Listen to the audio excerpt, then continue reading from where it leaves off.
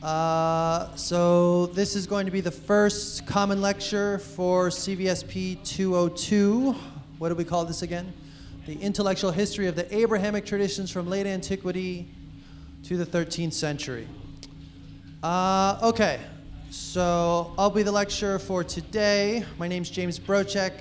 I've taught this class in CVSP before.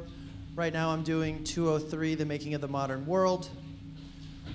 Where do we want to start with today? One brief announcement that will hold true for all the lectures in here. We've got a lot of people in here. The auditorium should be more or less full by the time everyone gets in. If you could, just to make everyone's job easier, including mine, when we're up here, try to get here on time. Since there's a lot of people, if a small proportion of you is late, that's going to generate a lot of noise. Also, please try not to have conversations amongst yourselves during the lectures. Again, if just a handful of you do this in different parts of the room, this is going to generate a lot of noise. And the same goes with packing up to leave, okay? We have from 1 until 1:50 in here.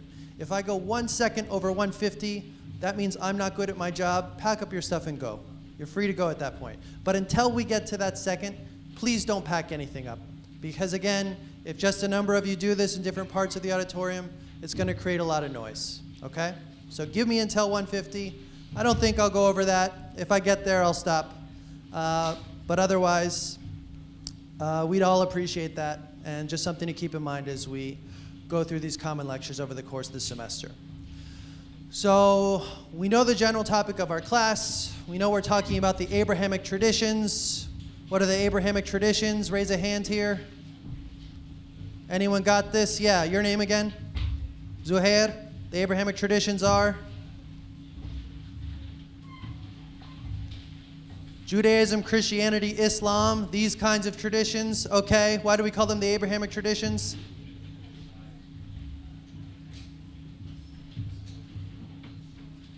Okay, they share this common lineage of prophets, of stories, right? Abraham among them, right?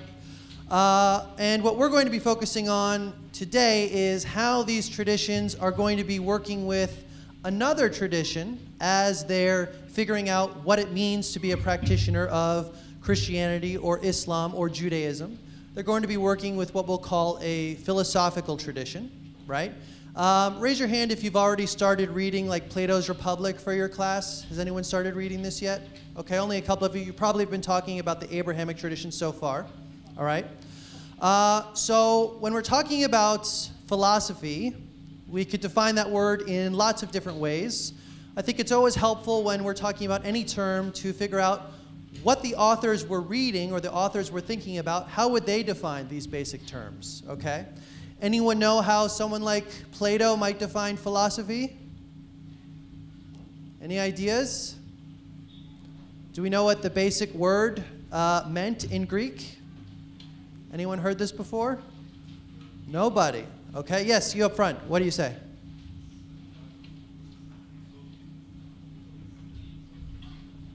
Okay, derived from two words meaning love and wisdom. We could define philosophy broadly as the love of wisdom. This is just kind of what the root Greek meaning of the word is, right? And Plato would endorse this root meaning. So in the Republic, for example, Plato defines philosophy as the love of wisdom of all kinds. The love of wisdom of all kinds. Or if you like, the love of wisdom in its widest sense, okay?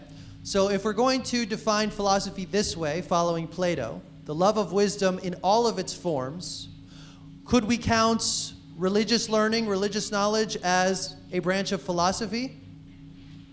What do you think? Yes, why not? Right? This would be another branch of learning, another branch of wisdom, as Plato would call it, right? And one thing I want you to be aware of as you go through all these texts throughout the semester is we're not dealing with thinkers like Augustine or Ibn Rushd or Al-Ghazali or whoever else we're going to read, Maimonides, Aquinas. We're not dealing with religious thinkers who are taking this foreign tradition philosophy and trying to integrate it into the Abrahamic tradition like this is something new that's been happening, this sort of dialectic, this relationship between religion and philosophy. Really, the relationship between religion and philosophy is a kind of dynamic, conflicted relationship that goes all the way back to ancient Greece itself. So I'll start off saying a little bit about Plato's teacher, Socrates. So when you read the excerpt from the Republic, Socrates will be kind of the protagonist of this dialogue that Plato wrote. Socrates is here basically representing Plato's point of view, I would say, in this dialogue. We don't know that much, actually, about what Socrates believed or what he taught. He didn't pass on any writings. Most of what we think we know about what Socrates taught and believed, we take from Plato.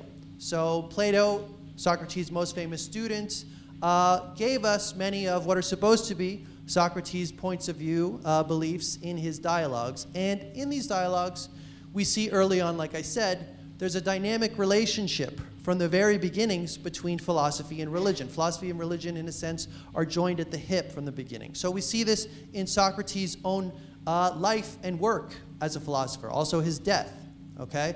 Why did Socrates begin taking up philosophy? Well, according to Plato, in Plato's dialogue, The Apology, Socrates started up the life of philosophy partly for what we might want to call religious reasons, okay? So one of his friends visited the famous Oracle of Delphi, okay? Do we all know what an oracle is? Raise your hand if you know what an oracle is. Okay, not many of us, a couple of us. You here in the yellow, what's an oracle?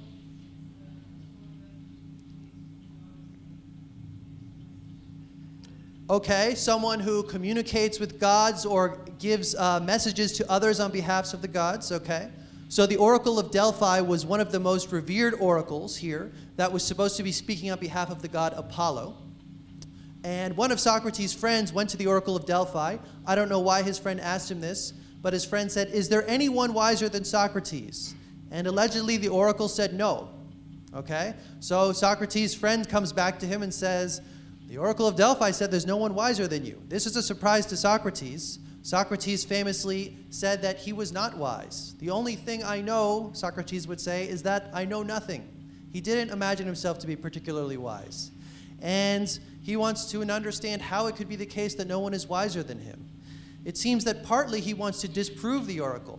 So what he starts to do is he starts to go about and basically interview wise people, people with great reputations, right, in Athens and the surrounding territories, right, investigating whether or not they know what they claim to know. And what he hoped to show was, in fact, that there are many people with more wisdom, more knowledge than him.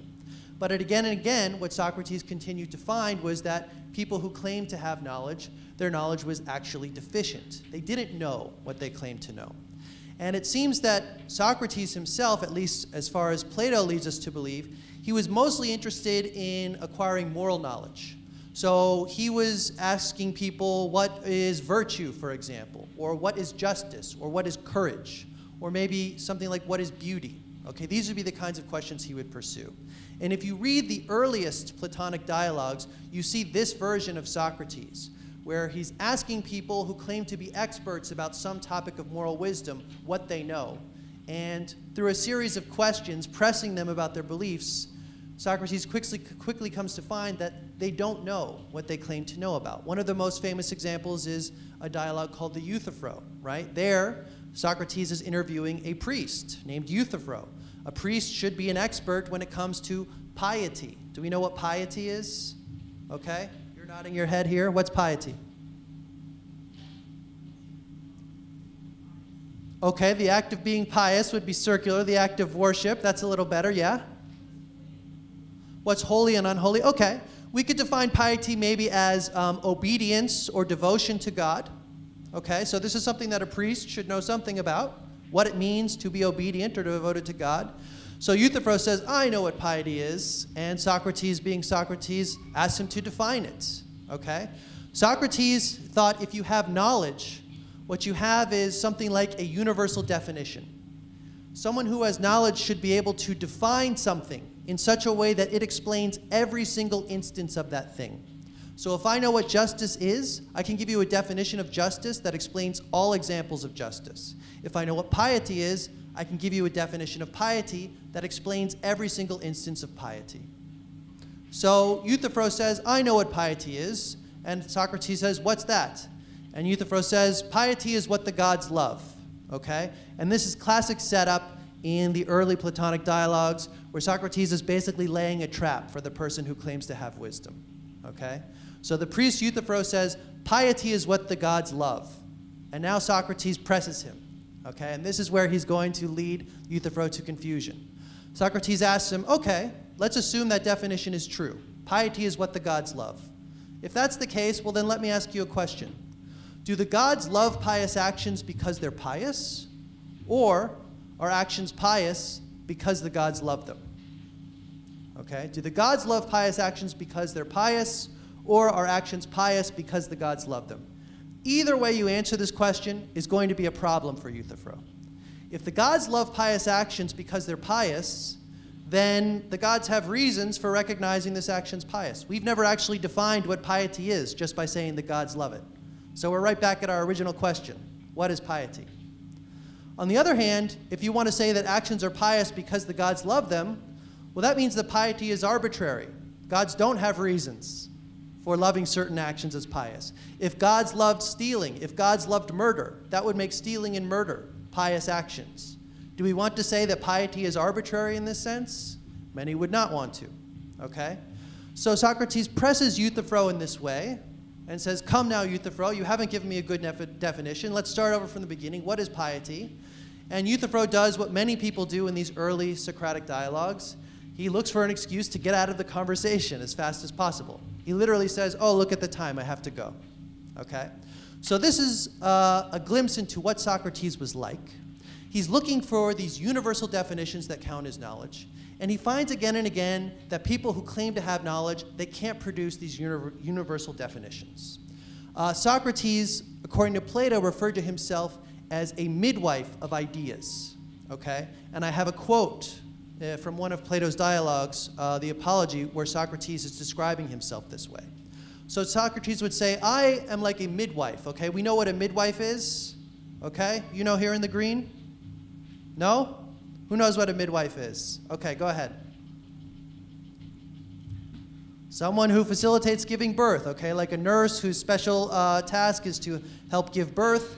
He is like the midwife helping to give birth to ideas. So he wants to see when someone claims to have an idea, he's going to tell us whether this idea is stillborn or whether it's a noble idea, an idea of value, okay? So this is what Socrates imagined he did when he interviewed people like Euthyphro. You claim to know what piety is. Show me your definition. Now I'm going to hold this definition up, I'm going to look at it critically, and I'm going to help you figure out whether this is a good definition that we could pursue as a basis of knowledge, or whether this definition isn't really going to get us anywhere and we need to start over from scratch, okay? So Socrates' students, people who loved him like Plato, they accepted this idea of him as a midwife of ideas, right? Through these conversations, even if you don't arrive at a perfect definition of piety, even if you end up more confused than where you began, at least there's value in recognizing that your previous definition was mistaken, right? Lots of people see value in this. Oh, I have more work to do. I didn't understand what I thought I understood. But, of course, lots of people aren't like this. Maybe most people aren't like this. Lots of people will get pissed when you criticize them, right? Lots of people want you to tell them that everything they say is interesting, okay? And for this reason, Socrates had lots of enemies, okay? Many people would say he's not a midwife of ideas, he's more like an abortion doctor of ideas. He's just someone who leads us to confusion. He doesn't help anyone. And this partly led to Socrates' death, okay? So this is a famous painting by French artist David of Socrates' death. Okay, do we know what's going on here?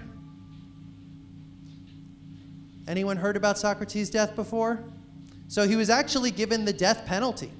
And what he was convicted of was misleading Athens' youth. He was convicted of leading them to disbelieve in the traditional gods, so the traditional Greek gods, like, for example, Zeus, like, for example, Apollo, right? He was teaching them not to believe in these traditional gods and to believe in other kinds of spirits. Whether or not Socrates actually did this, it's not clear. In Plato's dialogues, he definitely says things that are critical of, like, Homer's epics in their descriptions of the gods. Socrates basically said, look, if the gods are the way Homer describes them, we shouldn't be worshiping these gods because they do all kinds of terrible, heinous things. They're committing rape, they're committing murder, they're creating wars amongst human beings over petty jealousies. We shouldn't worship these gods, okay? But whether or not he went so far as to say we shouldn't believe in these gods, that's another question that we don't know the answer to be honest. But he was found guilty, right? And he was given the death penalty, which at this time period was drinking a poison concoction known as hemlock. So that's what's being depicted here, okay? So this is the end of Socrates. Now, Plato is going to pick up his ideas, and after a period of leaving Athens, kind of wandering in disgrace, sort of so upset he can't believe that his own townsfolk would kill his great teacher, he ended up coming back and founding a school called the Academy. And one of the ideas that I think we could say Plato inherited from Socrates is this idea that knowledge, if you have knowledge, you should be able to produce a kind of universal definition of what something is, okay? So Plato's influenced by Socrates there. But Socrates is not the only influencer on Plato, okay? Among others, Plato is influenced by the pre-Socratic philosopher known as Heraclitus, okay? And Heraclitus taught that all sensible things are in a state of flux, and that there is no such thing as knowledge of them, okay? So on the one hand, following Socrates, Plato wants to say, if you know something, you should be able to produce a universal definition of it. But on the other hand, following Heraclitus, he wants to say, we can't have knowledge of sensible things, physical objects. We can't know sensible things because they're always in a state of flux.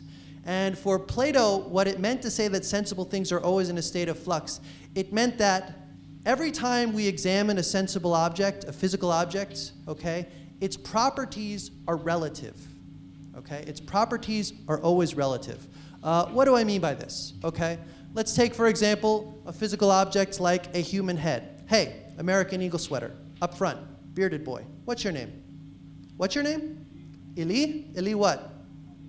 Eli Haj. Eli Haj, you're annoying me. Why are you on the cell phone? Eli Haj, what's your problem? Why don't you put it away, Eli Haj? Can you do me a favor? Thanks, Eli Haj.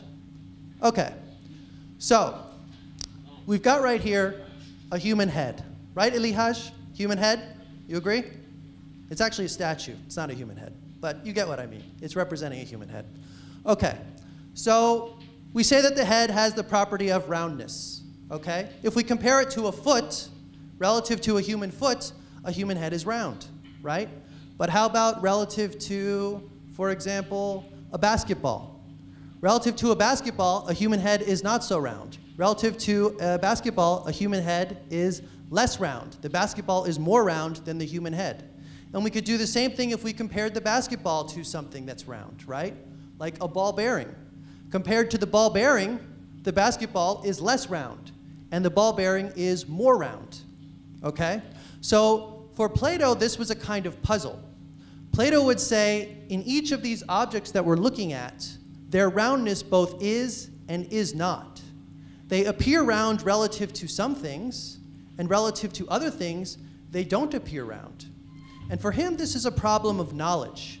How can we know when something is round, right? If we are only taking up our idea of roundness from physical objects, we would only have these relative ideas of roundness. We would never be able to come up with a universal definition of what roundness is, something that explains roundness in every case. And Plato says, we can't do this, right? We know what roundness is. Roundness is the property of a shape whose circumference is equidistant at every point from the center, right? We know that this is roundness. When we have a shape whose property is that its circumference is equidistant at every point from the center. The problem is, in physical reality, we don't have perfect circles. If you measure this ball bearing or any circular object you find at the most microscopic level, all of its points at its circumference are not going to be the exact same distance from the center. Yet, we know what roundness is. We know what a circle is, okay? So how can we have this perfect standard of roundness that we know, that we can measure the roundness of things by, if we're not taking it up from sensible objects? Well, Plato thought that we must be taking it up from some other place, not the sensible world. And Plato came to define these perfect properties, these properties in themselves, as what he called forms, okay? So we can think of forms as the properties that physical objects participate in, okay? The properties themselves. Look at a bunch of physical objects. we're going to see all kinds of forms represented on them. So this clock, this coin, this donut, they all have also the form of roundness, right? They're also going to have the form of, the donut has pinkness, right? The coin has smoothness, right? The donut has sweetness. The coin also has a subtle sweetness. Has anyone tasted a 500 lira coin before?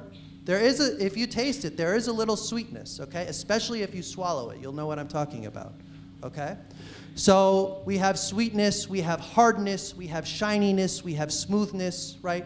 All of these properties, these are what Plato would call the forms. And the theory he developed for how we know what forms are or where forms come from is what he called the theory of forms. And basically he argued that our knowledge of forms, our knowledge of the properties themselves, it can't come from physical objects, from sensible things. It has to come from an independent realm outside of the sensory world, an ideal realm, okay? So the theory of forms basically posited two different levels, if you like, or realms of reality, okay?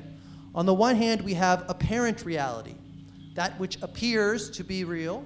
This is the world that we inhabit every day, the world of physical objects, sensible objects, things that exist in space and time, right? What most of us think of when we think of reality, we're talking about what Plato would call apparent reality, okay? But if we want to know what's really real, the true source of the objects of our knowledge, the forms, they must come from what we can call ultimate reality, and this is the realm of the forms. It's an unchanging, intelligible realm of forms that exist outside of space and time. Perfect pinkness, perfect smoothness, perfect hardness, perfect whiteness, perfect roundness, okay? All of these forms exist outside of space and time, which is why they are unchanging standards that we can use to judge the physical objects that participate in these forms. So, in a nutshell, this is the kind of picture of reality that Plato is trying to show us in his simile of the cave. When you read from the Republic, you're going to read this small section called the simile of the cave, where basically it's sort of like a horror film, okay? We have these prisoners who have been bound up since as long as they can remember, okay? They've been bound up next to each other, and they're in the bottom of this cave. Their backs are to a wall. They're bound up so tightly that they can't move around. They can't even move their heads to look at one another, right? All they can do is look straight in front of them. How do they go to the bathroom? Who feeds them? Plato doesn't answer these questions, okay? So all they can see is the wall in front of them. There's another wall behind them. And behind this wall, there's a fire, okay? And in between the fire and our prisoners, we have a number of people who are constantly walking back and forth. They're walking back and forth, they're holding objects, and the prisoners will see the shadows of all of these people walking back and forth in the cave and the various objects they're holding. Why are there people walking back and forth in the cave? Why are they holding objects? Again, Plato's not explaining this. It's a weird kind of horror movie scenario. Okay.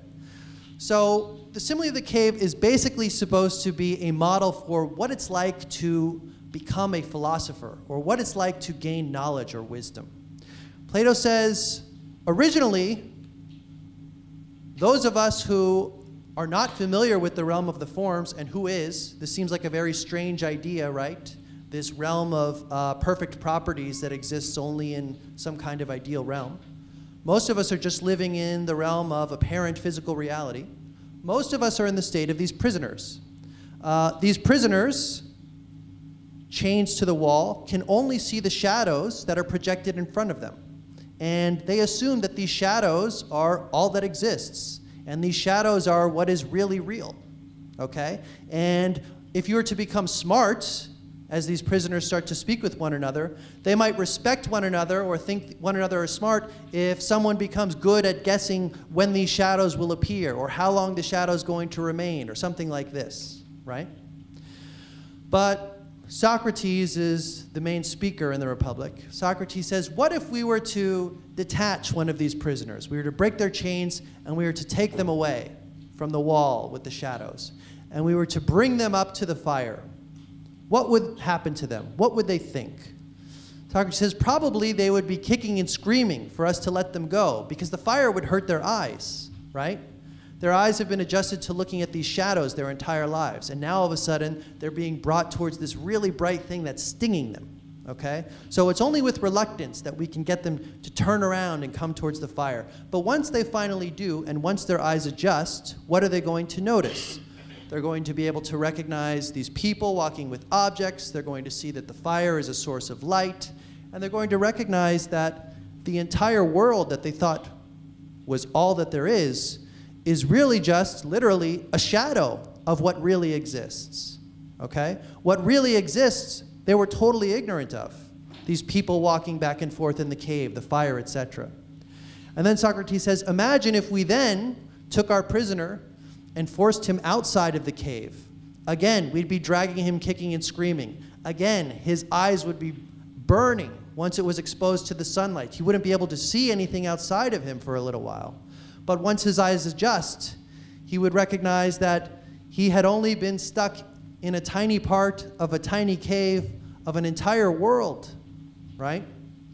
An entire world that's being lit by the sun. So this is supposed to be a metaphor for what it's like to learn, what it's like to increase one's knowledge, the difficulty in being able to identify, to recognize the reality of the forms, okay? Socrates actually tells us what the different portions of the simile are supposed to represent, right? The cave versus the outside world, okay? Does anyone know this? Did anyone read the simile of the cave yet? I think you're probably starting now. Yes, please. Ali Al-Haj? Thank you. Redeem yourself.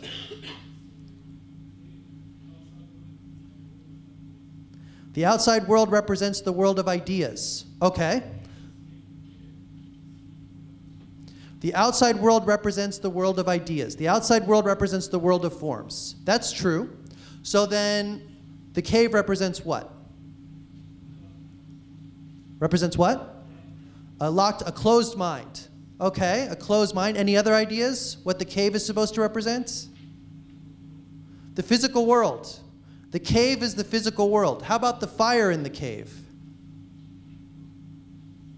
The fire in the cave. Any ideas? What do we need in order to see objects in the physical world? Light. And what produces light in the physical world in most cases? The sun. Okay? So the fire represents the sun, which allows us to see in the physical world. The outside realm is the realm of the forms. And what produces light there? It's going to be this metaphorical sun outside. How about the sun outside the cave? What does that represent? Enlightenment? Any ideas? Sorry? Yeah? Knowledge? Yes, but a specific kind of it. Okay? When you read, you'll see that Plato had this idea that the form of the good was the highest of the forms. And the form of the good was the form that all other forms, he says, participate in. So the sun outside the cave is supposed to represent the form of the good, which makes it possible for us to recognize the other forms. Okay? That's something you'll be talking more about in your discussion groups. But this is generally how the kind of simile is supposed to work here, right? So we'll see numerous thinkers continuing this kind of Platonic tradition of thinking in our readings. St. Augustine, right away, you'll see him recognizing the difference between the kind of material world versus the ideal world, where he's also going to place God, right? The material world being a world that is, in some sense, incapable of the perfection of the ideal world. You'll see also lots of discussion of the form of the good and identifying this with God. These will be ideas that he's taking up from the Platonic tradition. Okay? So Plato did have one kind of puzzling question to answer. I said that we can never learn of forms by investigating sensible objects, because sensible objects, their properties are always relative. So how do we recognize these forms at all? How do I recognize when I look at a ball bearing that it's round if I could never have learned roundness from looking at round things? Okay? We might want to say, how do we recognize the forms in physical objects? The way Plato did this is, one way, he argued for what he called the immortality of the soul. And basically his idea was, before our embodied existence, our soul existed outside of the body. The soul is immortal, okay? So the soul existed outside of the body, and the soul, before it was put in the body, existed in the realm of the forms, where it came into contact with all these ideal forms. And that's how we recognize them now.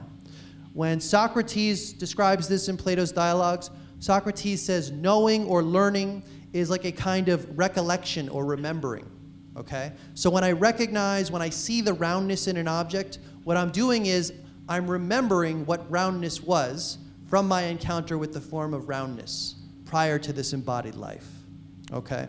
Immortality of the soul, obviously going to be another idea that the Abrahamic traditions are grappling with, okay? So let's turn to Aristotle.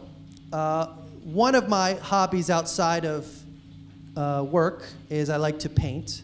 This is one of the paintings that I'm working on now. This is a painting depicting Plato and Aristotle. What do you guys think? You think it's pretty good? Yeah, this is me. Michelangelo, who's that? I'm still working on it. I'm still working on it. I call it the School of Athens. I think this arm looks kind of like a loaf of bread with a hand on it. I still got to work there, but what's being depicted here is Plato and Aristotle, okay? You can tell this is Plato because he's holding the dialogue Timaeus. You can tell this is Aristotle because he's holding the book The Ethics, okay? So Aristotle is going to be really influential for a lot of the people we're reading. Ibn Rushd, for example, Maimonides, Aquinas. Aristotle was very interested in, well, virtually everything, to be honest. He's very interested in the art of persuasion. If you've ever studied logic, you have Aristotle, among others, to thank. He's really the first to create deductive logic. He was interested in all forms of persuasion, not just logical. Logical persuasion he would call demonstration. He also studied dialectic, which was basically a kind of debate-like argument where you began with someone else's premises and tried to figure out what you could infer from them. He was also interested in rhetoric, which he imagined as more like emotion-based persuasion. We'll see Ibn Rushd using these categories of persuasion. He's taking them up from Aristotle, okay? Aristotle rejected Plato's ideas concerning the forms. Now, Aristotle's a student of Plato, so in many ways, Aristotle is part of the Platonic tradition, but he didn't agree with everything his teacher said. And one of the things he disagreed with Plato about was the idea that the forms existed in some other realm outside of the physical world, okay? And that's what's being depicted here. So this is actually Raphael, not Michelangelo, the artist here. School of Athens, 1511. You can see Raphael, he depicts Plato pointing upwards, whereas Aristotle has his hands sort of pointing more down, okay? And one of the things that's being represented here is their difference of opinions as to where knowledge comes from or what the status of the forms are, okay? So Plato, we already know, would say that knowledge comes from the realm of the forms, which is outside of physical reality, whereas Aristotle would say no, he's pointing back to the earth. Where are we going to learn about forms? We're going to learn about forms right here. We learn about forms by studying physical objects and drawing generalizations from them. How do we come up with the idea of roundness? From seeing this round head and that round basketball and that round bearing, and our minds being able to generalize to recognize a common pattern shared by these things. And this is where our definition of roundness comes from, okay? So we see this in the very first sentence that you'll be reading of Aristotle from the Metaphysics. He has a much more optimistic view of the ability to take up knowledge from the physical world. Aristotle says, all men by nature desire to know. An indication of this is the delight we take in our senses, for even apart from their usefulness, they are loved for themselves, and above all others, the sense of sight. For we prefer seeing, one might say, to everything else. The reason is that this, most of all the senses, makes us know, and brings to light many differences between things, okay? This doesn't sound too much like Plato's language. Plato doesn't talk so much about how the senses make us know things. The senses are our clue to apparent reality, but not real knowledge. This isn't going to come from the senses, okay? So he rejects Plato's separation of the forms from sensible objects. Aristotle's view of reality is oftentimes referred to as hylomorphism, okay? And hylomorphism is just the view that reality is a kind of compound of matter and form. Everything that exists is some combination of matter and form. Aristotle's common word for physical objects, for sensible things, is substance, right? And a substance for Aristotle is just a particular instance of informed matter. Okay, so what do I mean by that? A particular instance of informed matter. Everything, every substance that you point to is going to be some combination of matter, which is the stuff that it's made of, and form. We can think of the form as its essence or its definition, that which makes this thing a particular kind of substance, right? So for example, a human being, right? A human being is going to be, like everything else, a compound of matter and form.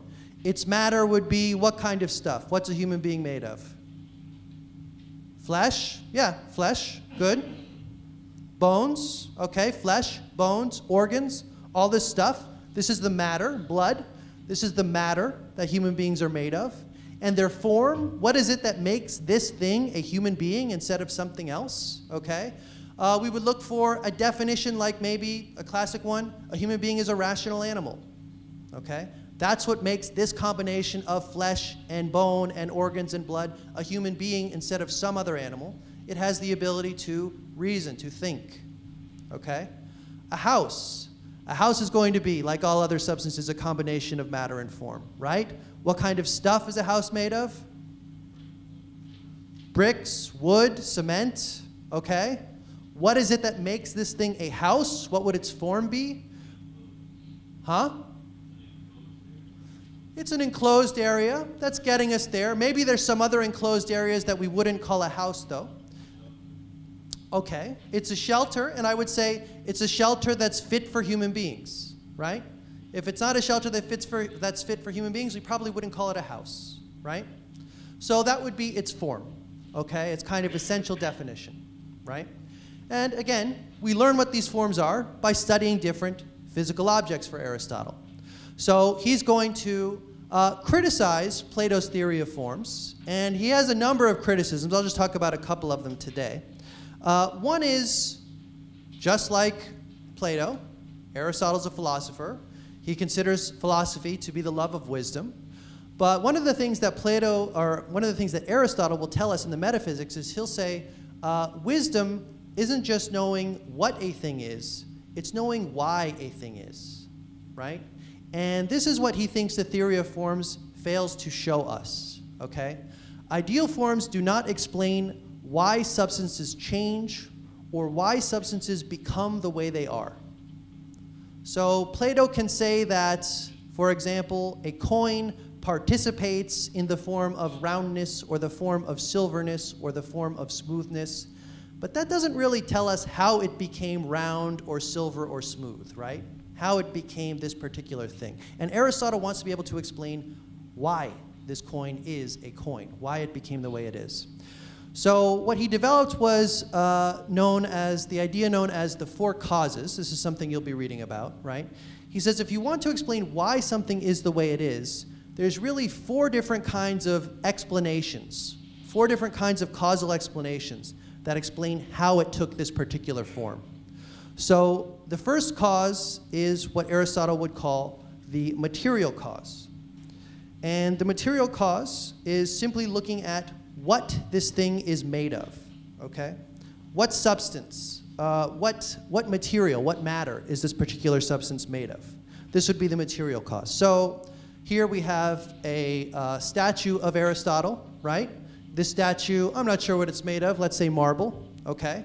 Part of explaining why this statue is what it is would be recognizing that it's made of marble. This is why it's a statue that we can keep outside without melting. If we made the statue out of ice, that would change the nature of the statue, right? The fact that it's made of marble is part of what explains what it is. We also want to find its formal cause. So what is the essence of this thing, or how should it be defined? How would we define a statue of Aristotle? Maybe we would want to say that it's supposed to be a three-dimensional representation of Aristotle. Okay? That's another part of the explanation of why this thing is what it is. It's supposed to be a three-dimensional representation of Aristotle. Next, we have the efficient cause. And this is probably what most of us have in mind when we use the word cause. Okay? This is answering the question, what brought this thing about? Okay? What brought this thing about? So here we would point to the statue maker, right? Who etched into the marble to make it take Aristotle's form. What is the primary source of change in this thing? Okay? And lastly, we have what Aristotle called the final cause. And the final cause answers the question, what is this thing for? What is the purpose of this object? Okay? Any ideas what a purpose of a statue of Aristotle might be? Preserve his likeness, okay? That could very well be the purpose, right? Or maybe, if we don't know what his likeness looked like, to give people something to imagine when they imagine his likeness, right? So here we have the final cause. Aristotle thought all things we could explain in these four different ways. And this would be the account, these four different explanations, of why things are the way they are. This is true for artifacts or human-made things like statues. It's also true for natural objects, right? Like oak trees, for example. So the material cause would be like the bark, the wood, the leaves that it's made up of, right? The formal cause, how would we define a tree? Maybe we would say this is some kind of like elongated perennial plant, something like this. The efficient cause, right? Here, if we're pointing to the efficient cause or the efficient causes that made this tree take root and grow, we would point to things like acorns and soil and sunlight and water, right? And all of these things. And in terms of the final cause, what's the final cause of an oak tree? What's an oak tree for? Any ideas? To eat? You eat oak trees? Sorry? Use them to cook. Oh, the wood to cook? Work with me. You use the wood from the tree as materials to cook, to make fire, okay? What do you think? Is this a good definition of what the tree is for? Yeah, in the back.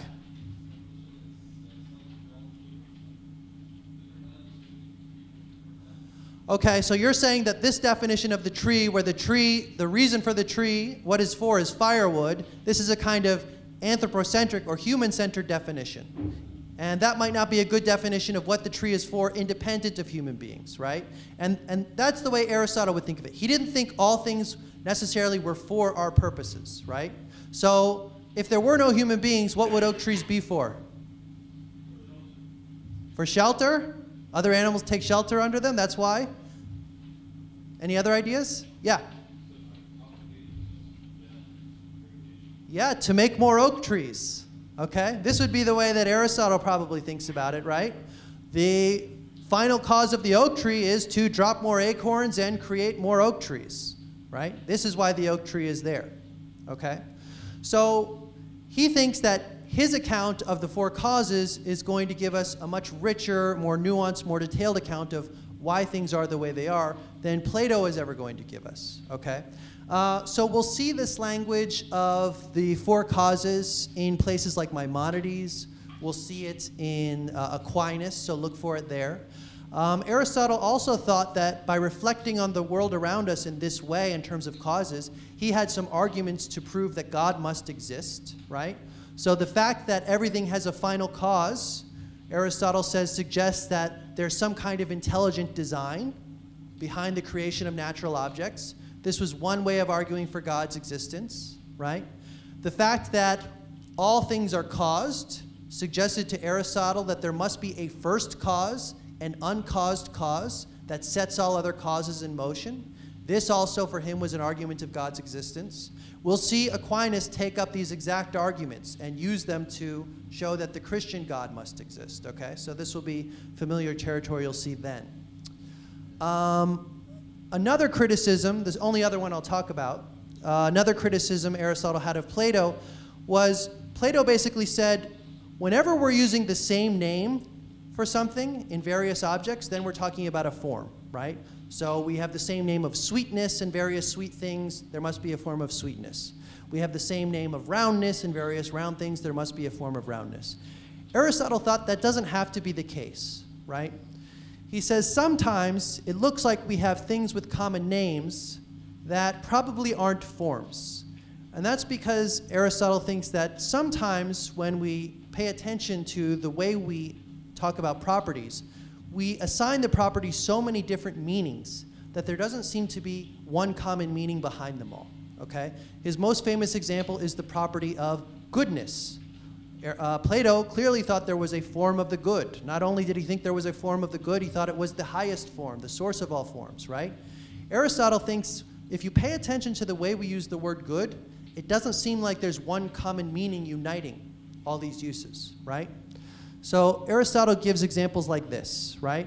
We can say a sentence like, good people are virtuous people, okay? What does good mean here? It means virtue, okay? And virtue is a type of quality, right? I could say a sentence like, there is a good amount of salt in this dish. What do I mean when I say there's a good amount of salt in this dish? I mean there's not too much salt and there's not too little salt. So I'm saying there is a moderate amount of salt in this dish, okay? This is a quantity, an amount. I could say, this is a good hammer for the job. When I say this is a good hammer for the job, I'm saying that it is useful in this context, right? There's different kinds of hammers. Some jobs will call for like a rubber mallet, so they don't damage the object that you're hammering. They're useful for those kinds of jobs. They're not useful if I want to actually hammer in a nail, okay? So the usefulness of this hammer is a kind of relation, depending upon what are the objects that I'm going to be hammering, right? Lastly, I could say this new job opening is a good opportunity. And here, when I'm referring to a good opportunity, I'm referring to its timeliness. I'm referring not to quantity or quality or relation, I'm referring to time. So Aristotle says, look at the way we use the word good. It has so many widely different meanings that I don't think that we should expect one common meaning or one common form that's going to unite them all, okay? And this is going to be a way of arguing that we'll also see Maimonides using later, right? He's going to be arguing like Aristotle did, that good for Aristotle is what he calls, I can't say this word, I can say homonym, but I can't say homonymous. It's a homonymous word. We know what homonyms are? Homonyms are two words that sound the same but have different meanings. Okay? Homonyms are words that sound the same but have different meanings. And Aristotle is saying good here is just a kind of homonym. There's not a common shared meaning behind all these uses. And we'll see people like Maimonides arguing the same is true when we talk about the properties of God. When we talk about God's power or God's justice, this does not mean the same thing as when we talk about a person's power or a person's justice. This is going to be an idea that he's taking up from Aristotle. Okay? So I've only got 2 minutes left. Let me just wrap up saying one quick thing. I've represented Plato and Aristotle here as like polar opposites, okay? Constantly fighting with and disagreeing with one another. That's not the complete picture of the relationship between Plato and Aristotle, right? Aristotle is a student of Plato. Aristotle took much more from Plato than he disagreed with, okay? So one could just as easily argue that Aristotle is not the opposite of Plato. Aristotle is part of the Platonic tradition, okay? And this is what our last thinker, Plotinus himself did, okay? Plotinus is known for founding the school of Platonism that we call Neoplatonism, okay? Neoplatonism obviously means something like New Platonism, but Plotinus didn't imagine himself as inventing something new. He imagined himself as carrying on the old Platonic tradition. And it's going to be through Neoplatonic writers that Augustine, the first real text we'll be reading in here, Augustine is reading these Neoplatonic authors who are drawing from Plato and drawing from Aristotle and drawing heavily from Neoplotinus himself, okay? I'm out of time, so I'm going to have to stop here. So thanks for your attention, and good luck this semester.